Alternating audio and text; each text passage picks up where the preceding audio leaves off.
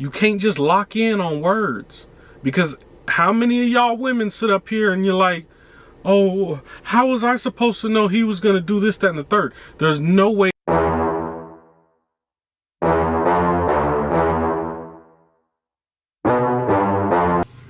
So today we're going to talk about why a woman shouldn't change after she experiences heartbreak, and why it's a great benefit to build a friendship with a potential partner first before you just go jumping into something with somebody. Now, we all know what happens when you rush things. We all know this. It's happened to pretty much, I don't want to say all because somebody will get offended, but all. It's pretty much happened to all of us at some point in time. You know, you come into contact with somebody you think has potential, or you like the way they are, you like the type of person that they are, and next thing you know, you just can't help your emotions and you just dive on in, right? So my thing is, you have to learn how to control your emotions and kind of pace yourself, because if you don't do that, then you're going to have kind of the same system or cycle of things we have going on now, where you have women that are catching feelings for men, or men that are catching feelings for women that they don't really know. Yeah, you may say, oh, well, when we first started talking, I felt like I knew this person forever. And you got to understand, the first part of the getting to know somebody phase is an auditioning process. So you're advertising the best version of yourself during that period. So during that period, he or she is not going to show you all their flaws, or it's not, they can't, because instinctively it's in us to appear to your better nature. Yeah, we may say, whether if it's male or female, we may say, hey, you know, I got trust issues, and, you know, I come from this, you know, I've struggled here, there, and there. That doesn't matter. What's important is observing a person over periods of time, seeing how they handle certain situations, and just creating an understanding and a kind of a checklist for what it is you are and aren't looking for, right? Because if you're rushing into things and you just jump into it with somebody that you just met, then you're not gonna have, you didn't give yourself time to even be like, oh, well, shoot, I didn't know that about him or her, and if I would have knew that, then I could have just, you know, what's it called? You know, my fucking mind just went blank. I could have just, you know, got by that problem, you know, and goddamn fly, my bad. Anyway, but a goddamn problem. And if you give yourself sufficient time to observe a person, not only do you get the benefit of building a bond and a friendship, and you in just the information that you get from that, but it'll go a lot farther than just, oh, I met this person looks great, this person appears to be great, and then next thing you know, you're disappointed and heartbroken. You know, on the women's side of it, you guys have to get back in tune with that thing that you guys are very talented at, which is called women's intuition. Now, you'll use it when you think your man is cheating, or when you think he doing something wrong, but y'all don't use it across the board. When you first come into contact with a guy, your first thought should be, let me slow down and pace myself at this. Because you're really doing yourself a disservice if you don't. You're really disrespecting yourself and the potential that you have if you don't. You can't get mad at him if he turned out to be a dog if you didn't take the time to see that in him in the first place. And I can't tell you how many times I've talked to women that were like, oh, I should have I should have never ignored the red flags, and I should have seen it, and oh man, I knew this, that, and the third. Well, if you knew, oh, but then you'll say, oh, well, I was hoping he could change, and maybe I could change and maybe I can make him better. I think it's great that women have that ability and that nurturing nature to where they want to take somebody that's not so good and make them great. But you also have to understand that already has to be in them to be that. You can't make Hitler Obama. You can't do it. You have to first see potential, not in the words. Stop paying attention to a man's words, because yes, although you're supposed to hear great things, and yes, every man on this planet that has some sort of swagger has a little bit of game to him, but it's like you take it with a grain of salt. Yeah, it's nice to hear, but don't sit up there and fall head over heels just because he told you that you was the prettiest girl he's seen in the last 10 years. Just because he might have told you, oh yeah, you're the only girl I had sex with in the last 3-4 years. Just because he told you, oh yeah, I don't want to talk to no other girl. It's just you. It's just me and you. Stop paying attention to what somebody is saying and pay attention to the actions behind it. Pay attention to the surroundings behind that. You can't just lock in on words, because how many of y'all women sit up here and you're like, oh, how was I supposed to know he was going to do this, that, and the third? There's no way anybody can know anything for sure, but you can sure as hell cut out a lot of it, cut out a lot of the mystery of whether a person is good or bad by taking your time. Build with them, build a friendship, be friends. There's nothing wrong with being friends. It's too many people that's out here and they want husband and wife tomorrow. Husband and wife. Tomorrow, husband and wife. We in love. We finna have kids. That's it. Then next thing you know, you done broke up over who drank up all the Kool-Aid. Why do you think that is? Why do you think it is every man or woman you come in contact with, it don't last? Yeah, you can take the easy route out and say, oh yeah, it's all the woman's fault. It's all the men's fault. Truth be told, it's 50-50. It is. It's 50-50. Unless you got cheated on, a man was putting his hands on you, or something of that hazardous nature, then yes, it's not your fault. But if it's just a thing where y'all literally just stop talking, or y'all just went y'all separate ways for any minor reason, it's 50-50. It's just as much on you as it is on him or her. So this goes back to my other videos where I say stop pointing the finger and take ownership in your BS. Because we all will sit up here and say, oh yeah, I'm not perfect. I'm not perfect. Okay, so when in the moment of you not being perfect, own up to that. Don't wait till after when the heat is already down and now the conversation and calm down. Now you want to own up to everything. Don't do that. So in conclusion to this topic, take your time. It's okay. I know you don't like being alone. Nobody does. But it's in your best interest to take your time, apply some effort to knowing this person and being a part of this person's life, and you'll get the best outcome. Make the investment. If you're not going to gamble and make the investment, and you're going to have a short-term way of thinking, you're going to get short-term results.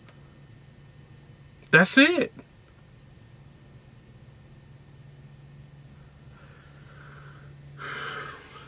Okay. Next topic. Let's see.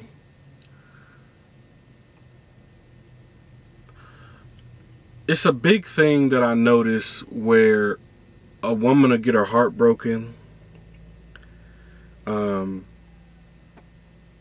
And for some reason after that, I never really understand, but for some reason after that, she blames herself. A guy could have cheated on her, put his hands on her, any type of disrespect, anything. And she will blame herself. And soon after she blames herself, she becomes cold and heartless and eventually ends up becoming the guy that you've been trying to avoid. Think about that for a second. How many of you have went through heartbreak or went through guy after guy after guy after guy, and suddenly you were just like, oh, well, I don't care no more. It's not the way to be. Well, first you need to understand that this game that you're in, trying to find a soulmate or a husband or whatever it is you're trying to find, if it's something long-term you're looking for, you have to understand the value and the gravity in what you're looking for. It is not a small thing. So with it not being a small thing, patience, persistence, confidence, these are all things that you need to have in order to obtain what it is that you're asking for. Conversation skills, communication skills. Are you supportive? Do you have an anger problem? What? These are all things that you need to have, and some of these things you don't. You need to get yourself over before you find that person.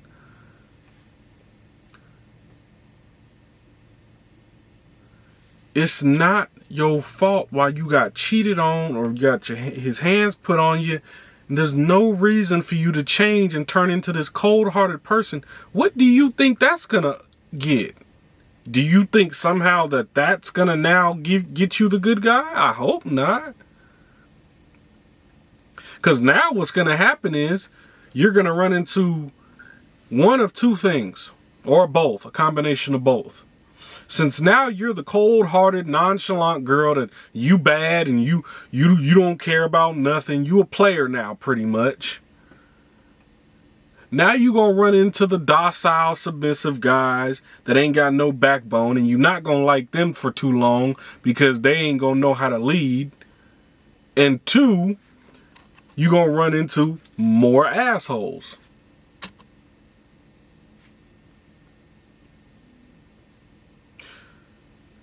What you're doing is setting yourself up for a permanent cycle.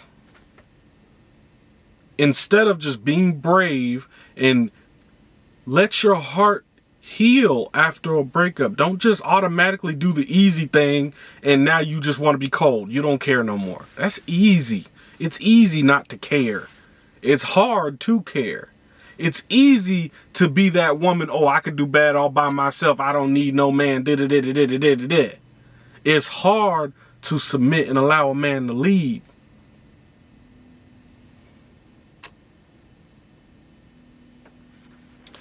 That's why I don't like this new age narrative where you guys paint all the submissive women, the housewives, the women that trust they men to follow them and things like that. You paint them as weak somehow when they're actually stronger than you. Just because you get up and go to work the same time he does not mean you are strong. That ain't got nothing to do with nothing. What is strong to me, a woman that can sit there and make a home, because without a woman, a home is not a home. It's just pretty much a bachelor pad. And the man brings home the bread. It's a great system, but that's, again, I digress. Not gonna go too far into it. I digress. Anyway, you are great. Be great. Do not fall victim to cowardly behavior. A cowardly behavior is, oh, I'm hurt. I'm hurt. Oh, I don't care no more. All these dudes is dogs, and I don't want to get hurt again. And now you're going to start talking to 4, 5, 6 different dudes at the same time. You probably going to get on one of these dating apps and have 100 dudes in your DMs. And somehow you put that in your head that all that is okay. Instead of just being persistent, being patient, and building on yourself while that good guy comes. You're probably going to come into contact with more bad guys. But build on yourself and fix yourself and mold yourself. Be patient. Don't just go straight to the easy thing of, now I'm going to be cold-hearted. Now I'm going to be nonchalant. Now I'm going to play the same game as men play. You just playing right into the same cycle that we trying to get away from. You ain't doing nothing to benefit the black culture, the black community, nothing. You are just a cancer. It's hard to hear, ain't it? It's hard to hear. I know. You probably cussing me out right about now. Oh, what do you know? Look, man, whatever. I done been through it all. I'm trying to give you the game so you can stop the hazardous behavior before it happens again, that henceforth killing the cycle. Because if we don't kill these cycles and stereotypes and just false perceptions, it's going to continue. These are all things that take part in the forward moving of our culture. So in conclusion to what I'm saying about women going from being heartbroken is fine. It's understandable. You put your all into a man that hurts you. That's understandable. But have some courage and understand to deal with that pain and heal and better yourself. Not make yourself cold. That's not bettering yourself. That's making yourself worse. You are a woman. Don't forget what makes a woman beautiful is your emotional ability. Is your strength, your emotional strength, your mental strength. Everything about a woman emotionally is beautiful. Why you think men instinctively we're naturally cold? Y'all was made to balance us out. I'm naturally like this. I don't need 2 of me. If it's 2 cold people, what? We ain't gonna get nothing done. We ain't gonna be communicating about nothing. Ain't nothing gonna get done.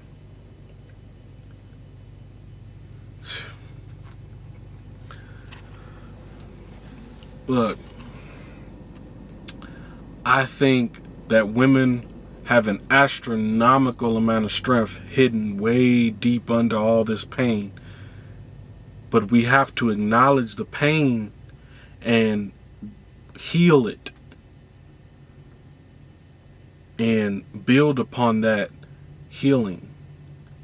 And then we can look at solutions, which would be patience, persistence, and understanding the value in what you're asking for, the gravity in what you're asking for. That's all. Do not go blaming yourself about something that has nothing to do with you. You're better than that. If he hurts you, he hurts you. Cry. Cry. Purge it all out of you. I don't know if any of y'all grandmothers used to say this, but my grandmother used to say that crying is like taking your soul to the cleaners. And for the longest time, that was just the most beautiful thing to me. Because as a man, we're taught we can't cry. We can't do none of that. We can't show emotion. We can't show weakness. So that statement meant a lot to me growing up. And it should mean a lot to you women too. Keep the faith, stay strong. I'm gone.